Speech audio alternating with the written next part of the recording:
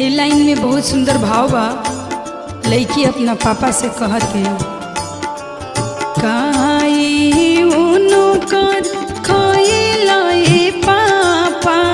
काई रखल उधार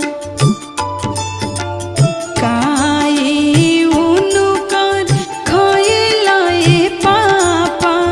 काई रखल उधार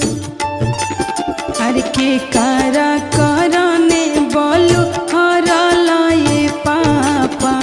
साजना छे का